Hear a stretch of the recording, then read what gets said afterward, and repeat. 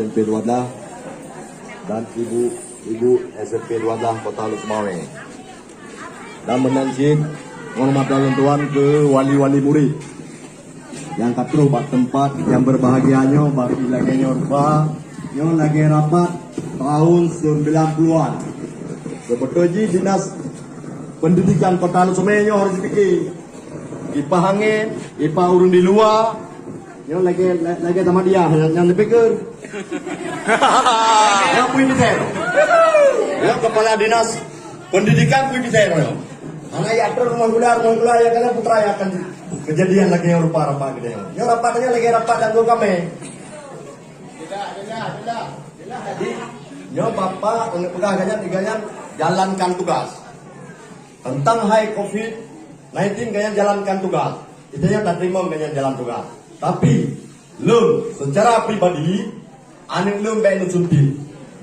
Akhirnya Muhammad Waliul Amri. Alingan urun-urun menyenan begah haji urun masing-masing. Nah setuju urun-urun suntiknya? Urun-urun nah setuju? Ya, kepala pula akan gedinga dan Pak Kadis pun akan gedinga. Berarti wali murid daripada SMP Luadah hanya diterima suntik vaksin COVID-19. Jadi Pak Awan selaku kepala sekolah dan ibu-ibu yang menjalankan tugas. Alanya memang guna suntik sampai lagi yang katakan baik media adalah irupahan yang yang baik kalian. Baik secara diam-diam mesti irupahan ini. Yang tanda pegang Bapak kepala sekolah lebih arahan orang yang semunti baik sampai irupahan ini. Yang disuntik silakan ilmu secara pribadi. Urun-urun yang ada demikian keron. Ambilnya anak dua ni baik.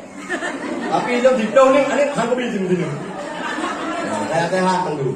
Ya Pak lelaki maaf kan biwat teh kelur.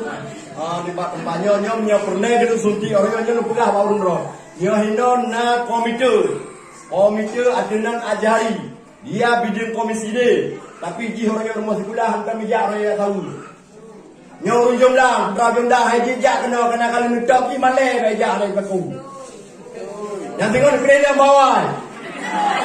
Dia dengar tim saya yang ikau si colega, dia dengar apa jamaah ramah mendung dah. Jadi saya pegang hidup berokon bukan ini pilih yang bakal dia pelajanya kejadian. Ana rasa tanggung jawab seorang wali kota, seorang dinas PK Kota Lusmawe, seorang DPRK dan anggota DPRK. Semua dalam lingkup Pemko Kota Lusmawe, yo hanam tanggung jawab.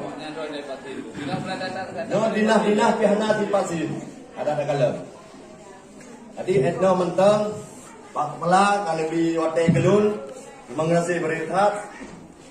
Lalu pegang begitu diusunti dari pihak kamu masyarakat ujung dan diusunti DPRK, anggota haji, menanti kepala dinas-dinas lain, anak-anak haji, rumah haji, cacara haji le. Jadi sampai orangnya dengan COVID-19 awalnya IPA jauh orangnya dia tungkit di raya-raya ini. Janganlah membunuh anak kami. Dia generasi penerus bangsa Aceh.